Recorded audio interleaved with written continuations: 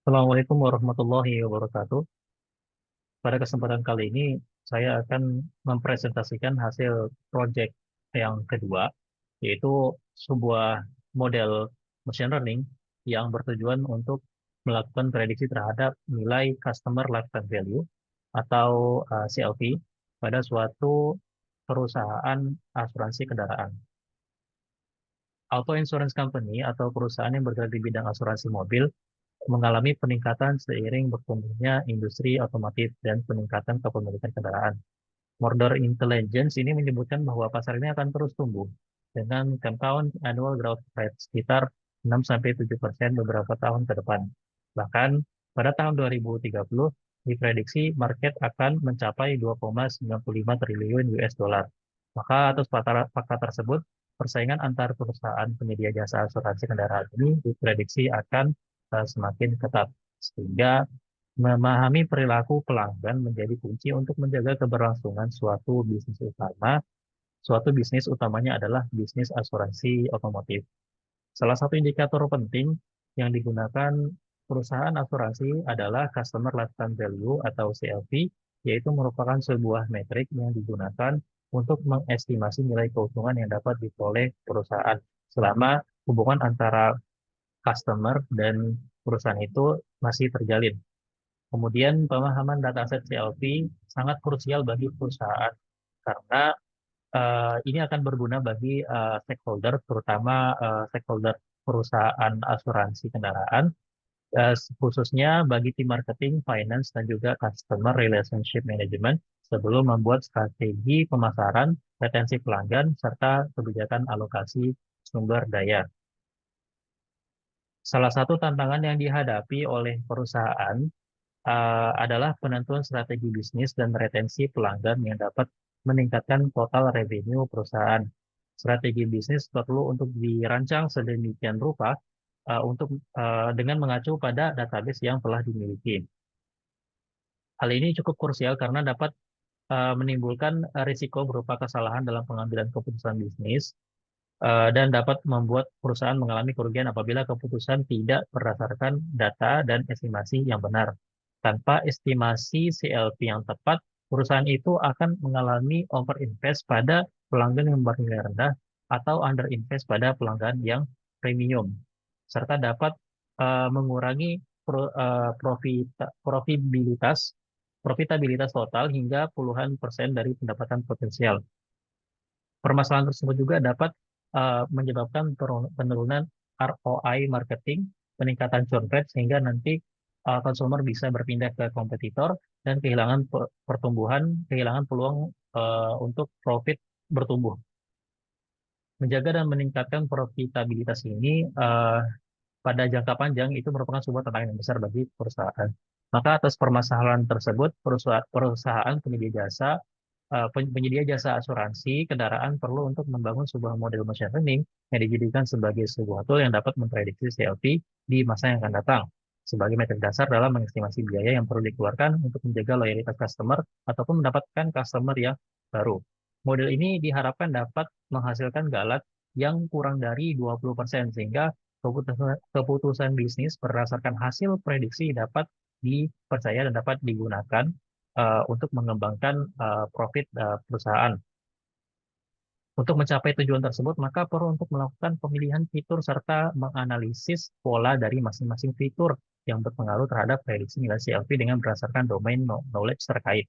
Kemudian, sebuah model regresi dibangun untuk membantu perusahaan dalam memprediksi nilai CLV setiap pelanggan di masa yang akan datang. Yang mana berguna untuk perusahaan membangun strategi bisnis, menentukan biaya pelanggan, serta prediksi revenue yang diperoleh oleh perusahaan. Ketika model tersebut sudah dibangun, maka perlu untuk melakukan pengujian terhadap performanya. Pengujian dilakukan dengan dengan beberapa metrik evaluasi, diantaranya adalah mean absolute error, median absolute error, dan juga MAPE atau mean absolute percentage error. Kemudian R-square digunakan untuk melihat seberapa besar variasi SLP yang dapat dijelaskan model. Pertimbangan kenapa MAE, median AI, dan MAPE ini digunakan, karena kalau seandainya kita gunakan RMSI dan MSI, itu dapat menghasilkan bobot yang besar bagi ketika terjadi um, error yang cukup besar, terutama pada data outlier. Sehingga berdasarkan pengetahuan yang saya miliki bahwa MAE, median AE itu cukup robust terhadap data-data yang bersifat outlier, di mana pada kasus CLP ini cukup banyak outlier yang dihadapi. Dataset ini merupakan nilai CLV dari masing-masing customer auto insurance, di mana setiap barisnya ini merepresentasikan seorang customer dengan profil yang berbeda-beda. Pada tabel berikut ditunjukkan ditunjukkan atribut informasi yang digunakan sebagai fitur-fitur prediktor. Yang pertama adalah kelas kendaraan, di mana ini merupakan kelas kendaraan yang diasuransikan oleh customer. Kemudian lingkup asuransi yaitu coverage, tiket perlindungan asuransi yang dimiliki pelanggan, kemudian renew over type yaitu jenis penawaran perpanjangan polis yang diberikan perusahaan kepada pelanggan. Selanjutnya adalah status kepegawaian, status pernikahan, kemudian ada status pendidikan terakhir, dan jumlah polis asuransi yang dimiliki pelanggan oleh perusahaan.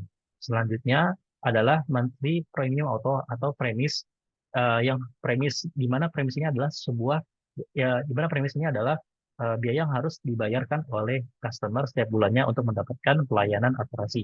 Kemudian total claim amount yaitu total nilai klaim yang diajukan pelanggan kepada perusahaan, sejumlah uang yang dia diklaim oleh customer kepada perusahaan ketika terjadi kerusakan pada kendaraannya. Income ini adalah pendapatan yang dimiliki oleh pelanggan, dan customer lifetime value atau CLV ini adalah nilai total yang diproyeksikan pelanggan akan berkontribusi selama menjadi nasabah. Kemudian kita masuk ke exploratory data analysis, di mana tahap pertama yang dilakukan adalah mencari tahu terhadap fitur yang dimiliki dan tipe data yang dimiliki pula. Selanjutnya, em, langkah selanjutnya adalah mencari tahu informasi tentang nilai-nilai unik dari masing-masing fitur dan statistik deskriptif dari dataset. Pada statistik deskriptif ini ditunjukkan bahwa income memiliki nilai 0 dan itu terdapat 25%. Artinya terdapat 25% customer yang tidak memiliki penghasilan. Hal tersebut terjadi bisa jadi karena customer tersebut sudah tidak bekerja atau pensiun. Nah, pada pada kolom customer lifetime value ini kita bisa perhatikan bahwa median itu kurang dari min. Artinya ada indikasi bahwa variable custom CLV ini bersifat right skewed. Dan ketika kita lihat secara distribusi plot, ternyata benar bahwa secara distribusi CLV itu trennya bersifat right skewed. Artinya per pelanggan yang terdaftar ini berada pada rentang low to moderate. Artinya mereka ini lebih cenderung untuk memilih produk-produk um, yang affordable dibandingkan dengan produk-produk yang premium. Dan ketika kita lihat dari grafik CQ plot, ditunjukkan bahwa distribusinya ini sangat jauh dari garis garis normal, yang menunjukkan bahwa sangat jauh dari sifatnya sangat jauh dari distribusi normal. Kemudian apabila kita perhatikan distribusi dari jumlah premi, maka sama seperti CLV yang memiliki trend right skewed, begitu juga dengan total claim amount. Untuk income ini cenderung lebih lebih sifatnya cenderung lebih mendekati distribusi normal dibandingkan dengan premi dan juga total claim amount. Selanjutnya, apabila kita perhatikan pada grafik berikut, dapat ditunjukkan bahwa eh, customer yang memiliki kendaraan 4 pintu itu lebih berkontribusi dalam meningkatkan CLV dibandingkan dengan kelas-kelas lainnya. Begitu juga untuk coverage, di mana eh, customer yang memilih basic coverage itu lebih berkontribusi terhadap peningkatan CLV dibandingkan dengan segmen lainnya. Selanjutnya, untuk mempersingkat waktu, kita masuk kepada pembahasan mengenai data pre-processing. Di mana data pre-processing ini merupakan tahap yang harus dilakukan untuk menyiapkan data sebelum kita melakukan pemodelan. Tahap pertama adalah kita melakukan duplikasi terhadap dataset yang asli dengan tujuan agar agar dataset itu tidak mengalami perubahan, tidak mengalami perubahan apabila terjadi kesalahan pada saat melakukan rekayasa-rekayasa data pada proses data preprocessing, fitur engineering, dan lain sebagainya. Kemudian kemudian pada tabel berikut ini menunjukkan eh, Oke, lanjut. Maaf. Selanjutnya adalah melakukan analisis terhadap missing value. Hal ini dilakukan dengan tujuan untuk mengetahui seberapa banyak missing value yang terdapat pada dataset. Karena missing value itu apabila dibiarkan akan menghasilkan hasil yang tidak akurat, kemudian bisa menimbulkan bias pada hasil pada hasil pemodelan. Dari tabel ini ditunjukkan bahwa tidak ada terdapat missing value dan ini ditunjukkan dari angka 0 pada kolom 0 dan 0 PCT. Secara visual pun kita bisa perhatikan bahwa ini kanvasnya berwarna hitam dan tidak ada warna-warna lainnya sehingga ini menunjukkan bahwa missing value itu tidak terdapat dan karena tidak terdapat missing value di dataset sehingga kita tidak perlu melakukan penanganan terhadap missing value. Kemudian langkah selanjutnya adalah melakukan pemeriksaan terhadap duplikasi data dan data-data yang tidak realistis, yang memiliki nilai-nilai yang tidak realistis. Nah, apabila terdapat nilai-nilai yang tidak realistis, misalkan terdapat fitur income atau penghasilan yang kurang dari nol sehingga bernilai minus, nah itu merupakan hal yang tidak logis sehingga kita perlu untuk melakukan rekayasa seperti penghapusan data atau mungkin kita mengambil median dari income tersebut. Nah, kemudian kita eh, melihat duplikasi data agar tidak mencari duplikasi data supaya nantinya ketika terdapat duplikasi data kita perlu menghapusnya agar tidak terjadi bias juga pada model yang dihasilkan. Hasilnya ternyata terdapat 618 data yang bersifat duplikat dan tidak ada nilai yang tidak logis karena semuanya bernilai positif. Nah, selanjutnya data-data duplikat tersebut perlu dihapus, di drop eh, agar agar bisa bisa menghasilkan data yang lebih bersih. Pada tabel ini menunjukkan ternyata sekitar 2 sampai 6 terdapat 2 sampai 6 segmen itu memiliki eh, data duplikat begitu. Kemudian setelah kita melakukan dropping terhadap data duplikat yang awalnya ada 618 data duplikat ini, maka setelah dikurangi, setelah di drop, maka shape datanya itu menjadi berkurang dari 5669 menjadi 5051 baris. Selanjutnya adalah melakukan deteksi outlier, di mana yang kita ketahui adalah outlier ini dapat menghasilkan hasil yang kurang akurat pada model. Dari hasil analisis secara visual dapat kita perhatikan ternyata hanya income saja yang tidak memiliki outlier, sedangkan sisanya memiliki outlier. Untuk number of policies ini, memang ini termasuk numerical, tapi ini akan dijadikan sebagai fitur kategorikal nantinya. Eh, Dapat kita perhatikan ternyata dari MPA atau monthly premium auto, total claim amount dan juga CLV itu sangat banyak menimbulkan data outlier.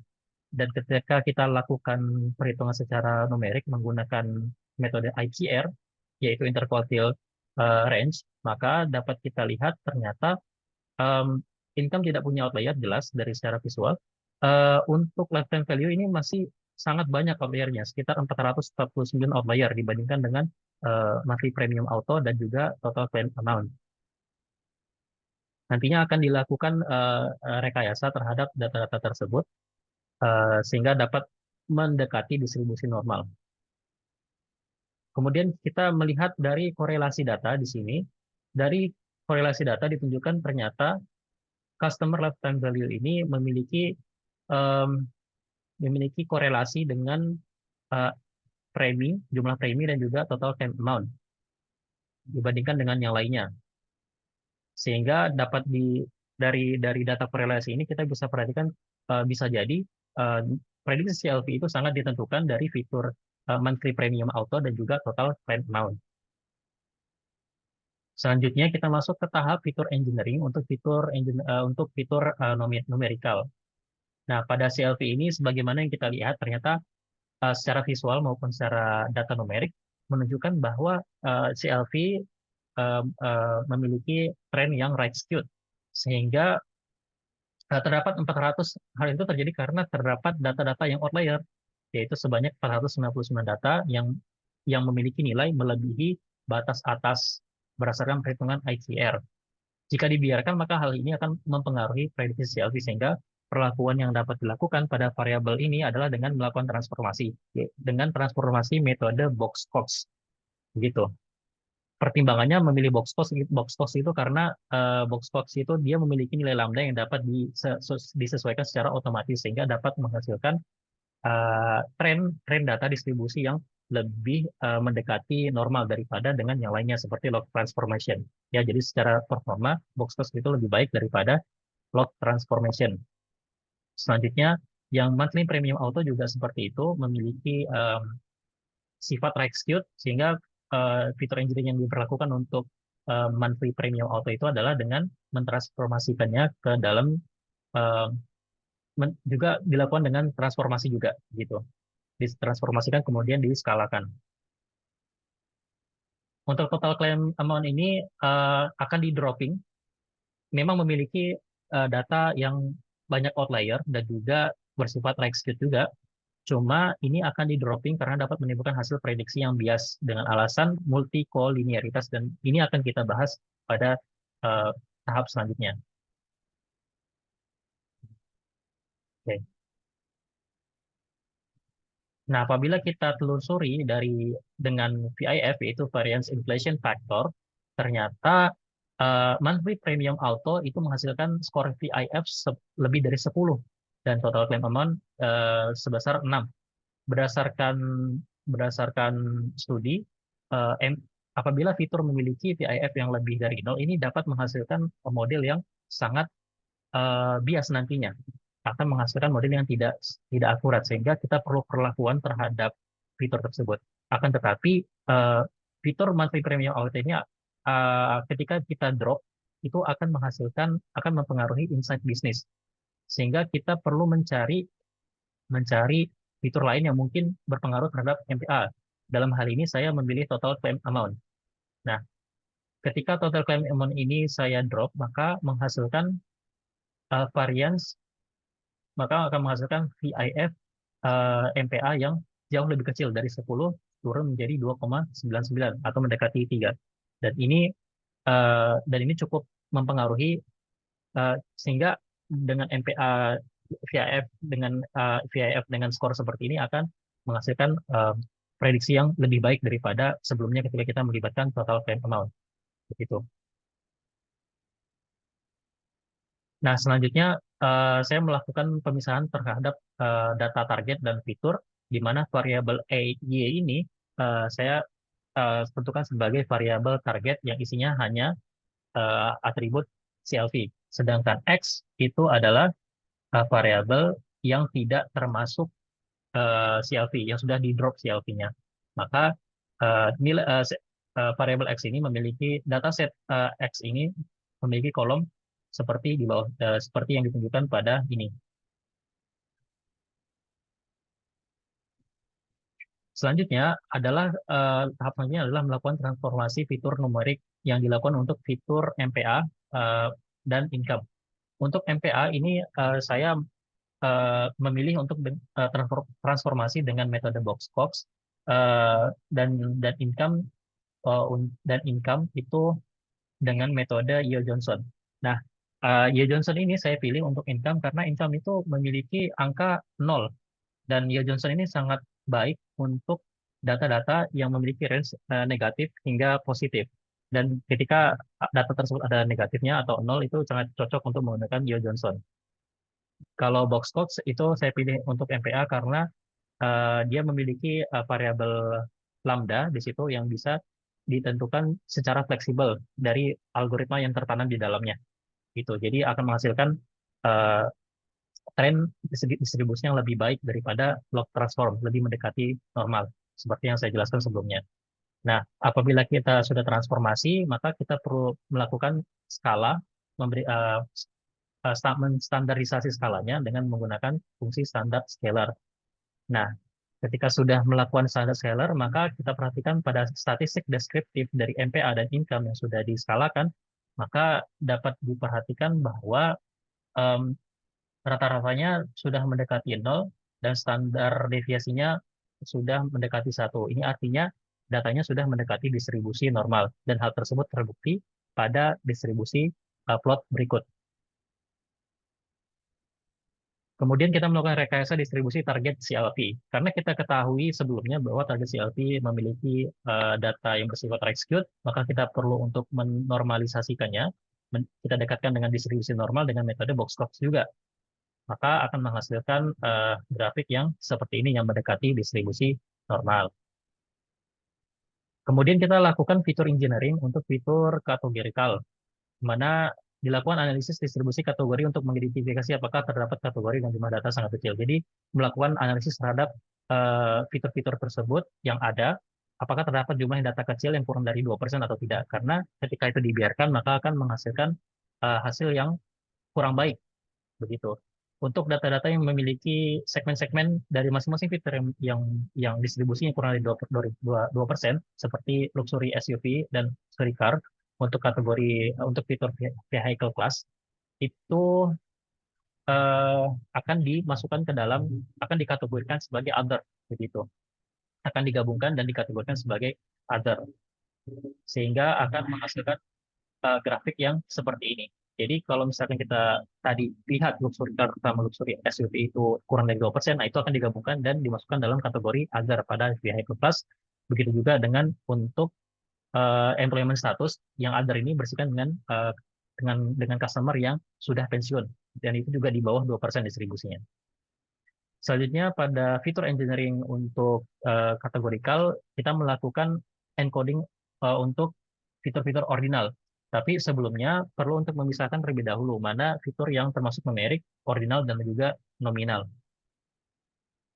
Fitur ordinal seperti number of policies ini diubah menjadi integer terlebih dahulu dengan nama number of policies encoded, dan kolom aslinya itu dihapus. Jadi untuk fitur jumlah polisi itu saya jadikan sebagai integer terlebih dahulu, kemudian saya hapus. Nantinya akan dijadikan sebagai fitur yang bersifat ordinal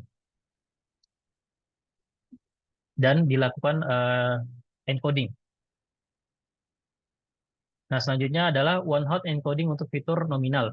Fitur kategorikal nominal diubah menjadi representasi numerik menggunakan one hot encoding, sehingga setiap kategori menjadi kolom biner yang terpisah.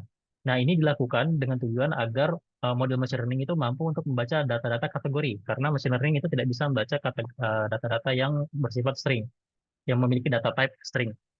Dan ini untuk menghindari asumsi urutan yang tidak ada dan tetap mempertahankan semua informasi dari fitur asli untuk meningkatkan akurasi prediksi.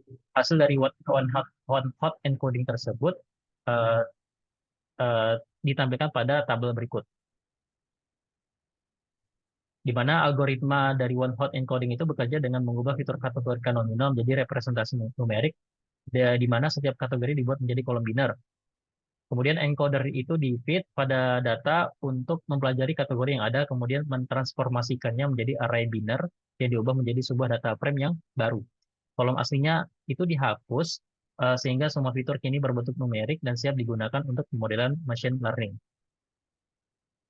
Nah, kemudian melakukan tahap modeling. Nah, sebelum melakukan tahap pemodelan, itu perlu untuk melakukan split terhadap data mana yang termasuk data uji, yang data mana yang termasuk data latih, dan dilakukan oleh source code berikut, di mana dataset fitur X dan Y dipisahkan sehingga 80% digunakan untuk melatih model dan 20%-nya digunakan untuk menguji model dengan parameter random state-nya itu sama dengan 42. Nah, berikut ini adalah data latih yang mana semuanya sudah termasuk numerik. Jadi yang sering tadi sudah diubah menjadi float, dan ini adalah data ujinya.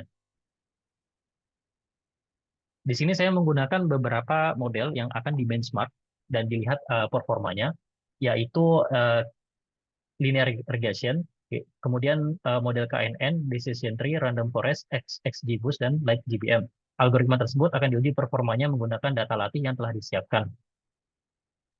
Sebelum dilakukan evaluasi, ini CLP-nya telah melalui transformasi menggunakan box plot transformasi yang sudah dijelaskan sebelumnya untuk mengurangi skewness dan mendekatkan distribusi pada normalitas, sehingga harapannya nanti modelnya tidak menghasilkan hasil yang lebih yang bias begitu.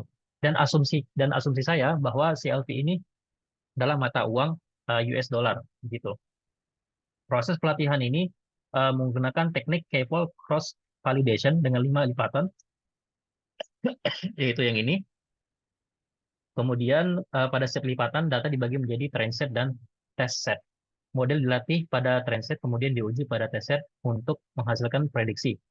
Hasil prediksi dibandingkan dengan data aktual untuk menghitung metrik evaluasi, dan metriknya ini adalah metrik evaluasinya adalah MAE, MHP, dan median AE, di mana ini cukup robust untuk data-data yang bersifat outlier, dan ini cocok untuk CLP, di mana CLP ini umumnya memiliki data yang outlier. Kemudian kemudian yang hasil dari prediksi tersebut itu akan dikembalikan ke dalam skala aslinya, yaitu skala CLV asli dalam dalam yang memiliki yang dalam satuan US dollar begitu pada blok kode yang ini. Nah, hasil dari benchmark seluruh model itu menghasilkan bahwa ternyata random forest dan like GBM itu memiliki performa performa yang lebih baik daripada eh, keempat model lainnya.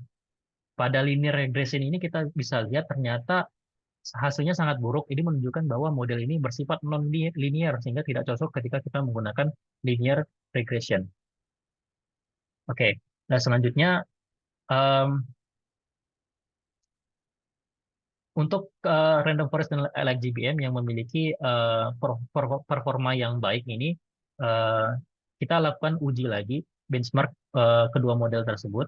Maka dengan estimator 200 dan cross validation 5 fold digunakan agar evaluasi ini lebih stabil dengan evaluasi matriks yang sama pula, tapi tidak melibatkan standar deviasi.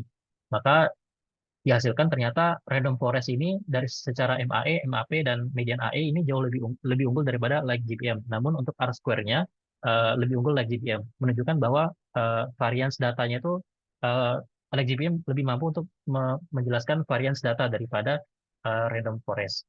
Namun uh, hasil namun berdasarkan yang saya ketahui, like GPM ini umumnya lebih cocok untuk data-data yang outlier dibandingkan random forest. Oleh karena itu, eh, saya melakukan tuning terhadap dua model sekaligus, bukan ke random forest yang saya pilih. Tapi saya lakukan dua sekaligus untuk mencari tahu apakah benar random forest ini yang terbaik ketika tuning itu dilakukan. Nah, ketika ini saya masuk ke tahap hyperparameter tuning, di mana tuning yang saya pilih itu adalah tuning grid search. Sebenarnya saya pilih tidak hanya grid search saja, tapi random random random maaf saya lupa eh, random search ya. Random search juga saya libatkan, tidak hanya grid search tapi random search juga untuk kedua model tersebut. Nah, ternyata dari hasil ketika saya melakukan hyperparameter tuning untuk random forest, baik itu grid search maupun random search, dan juga like GBM, baik itu grid search maupun random search, ternyata like GBM itu jauh lebih baik, apalagi ketika menggunakan grid search. Di sini saya highlight like GBM grid search itu sebagai kandidat terpilih, menghasilkan menghasilkan MAE yang jauh lebih kecil 0,13 maaf maksud saya 14,59 US dollar, kemudian MAPE sekitar 9,8% dan median AE 89, sedangkan R-square-nya 0,64 ya. Nah, ternyata dari hasil hyperparameter tuning ternyata like GPM walaupun pada saat sebelum hyperparameter tuning dilakukan itu menghasilkan MAE, median AE, dan juga MAP yang lebih kecil daripada random search. Tapi setelah hyperparameter tuning, ternyata like GBM itu jauh lebih baik uh, daripada uh, random forest, ya, lebih baik daripada random forest.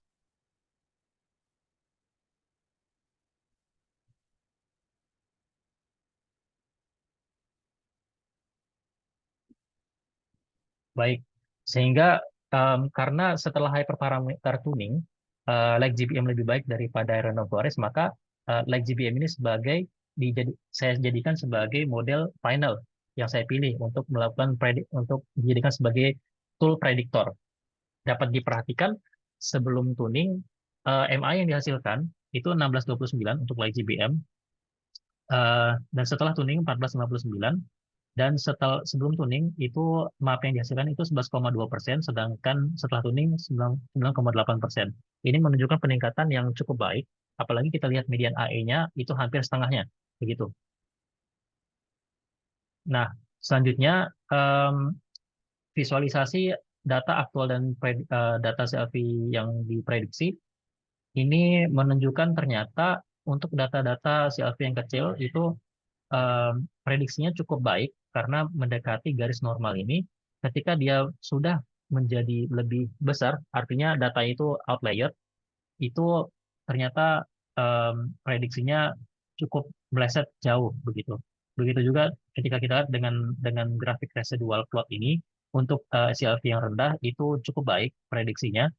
Namun ketika prediksi tersebut jauh, eh, maka hasil prediksinya cukup jauh meleset eh, dari data aktualnya. Kemudian dari fitur, apabila kita lihat dari fitur importance, dari seluruh fitur-fitur ini ternyata fitur framing dan juga pendapatan itu merupakan dua fitur yang jauh lebih baik.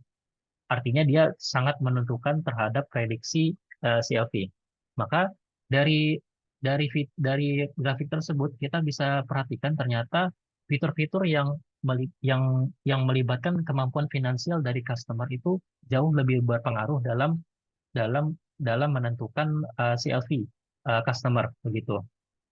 Jadi untuk fitur-fitur lainnya yang sifatnya demografis dan juga fitur-fitur misalkan kendaraan, kelas kendaraan atau status kepegawaian dan lain sebagainya itu tidak terlalu berpengaruh begitu. Yang paling berpengaruh adalah fitur yang berkaitan dengan kemampuan finansial dari customer. Sehingga eh, ada baiknya ketika strategi yang lebih fokus pada analisis kapasitas finansial pelanggan mungkin akan lebih efektif dalam meningkatkan akurasi prediksi maupun pengambilan keputusan bisnis. Nah, kesimpulan dari proyek ini adalah pemodelan yang telah dilakukan ini menunjukkan bahwa fitur yang paling berpengaruh adalah MPA Scout dan Income Scout, yang mana ini berkaitan dengan kemampuan finansial dari customer. Like GBM ini dipilih sebagai kandidat model terpilih karena menghasilkan skor yang relatif lebih baik, ya. Kemudian model like GBM mampu menghasilkan prediksi dengan error sekitar 9,8%, dan itu sangat-sangat baik karena berdasarkan literatur apabila kurang dari 10% itu, apabila MAPE kurang dari 10% itu bisa dikatakan baik modelnya. Kemudian prediksi CLV itu bisa memberikan selisih sekitar 89,07% US dollar dari CLV aktualnya. Begitu. Kekurangan yang terlihat dari model adalah adanya underestimation pada pelanggan dengan CLV tinggi, di mana model gagal menangkap secara akurat kelompok pelanggan bernilai besar. Error menjadi semakin besar pada prediksi dengan nilai tinggi, menandakan bahwa model tidak sepenuhnya fleksibel untuk menangani data pada rentang ekstrim. Selain itu, meskipun like GBM dikenal cukup robust, terlihat bahwa generalisasi model terhadap outlier masih terbatas, sehingga prediksi untuk data ekstrim cenderung kurang akurat. Kemudian, beberapa kemungkinan penyebabnya itu karena distribusi CLV sangat skewed, kemudian kurangnya fitur yang mampu merepresentasikan perilaku pelanggan bernilai tinggi, serta pengaturan parameter like GBM yang belum optimal untuk menangkap pola pada nilai ekstrim, misalnya jumlah leaves yang terlalu kecil atau learning rate yang terlalu tinggi. Nah, rekomendasi dari model yang telah dibuat ini adalah yang pertama, meskipun model LGBM ini dibangun telah mencapai performa cukup baik, yaitu menghasilkan MAP 9,8%, tapi terdapat beberapa peluang pengembangan. Di antaranya adalah penambahan dari sisi data dan fitur. Eksplorasi fitur engineering perlu diperluas, misalnya dengan menyertakan variabel baru, seperti penambahan fitur seperti tipe pekerjaan, perusahaan, dan perusahaan organisasi, yang bisa berpengaruh terhadap keputusan apakah pelanggan tersebut dapat diberikan premi atau biaya administrasi. Diskon maksudnya, jika diperlukan. Kemudian umur pengalaman pengemudi dan plan history juga berpengaruh. Kemudian kedua, dari sisi pemodelan, pendekatan segmentation based model dapat diterapkan di mana pelanggan dikelompokkan terlebih dahulu berdasarkan karakteristiknya. Lalu model dibangun secara khusus untuk tiap segmen. Hal ini penting untuk menangani distribusi selfie yang sangat skewed. Kemudian dari sisi optimasi juga dilakukan parameter tuning dan lebih mendalam untuk menyesuaikan num-lifts, learning rate, dan sebagainya agar model mampu menangkap pola pada data ekstrem yang lebih baik juga. Terakhir, ada baiknya kita bisa tidak hanya melakukan fitur importance, tapi juga melibatkan shape value supaya bisa mendapatkan informasi yang lebih detail mengenai masing-masing customer-nya. Baik, sekian yang dapat saya presentasikan. Mudah-mudahan dapat diterima dengan baik. Mohon maaf apabila terdapat kesalahan. Assalamualaikum warahmatullahi wabarakatuh. Terima kasih Mas Fikri yang sudah menyimak video ini.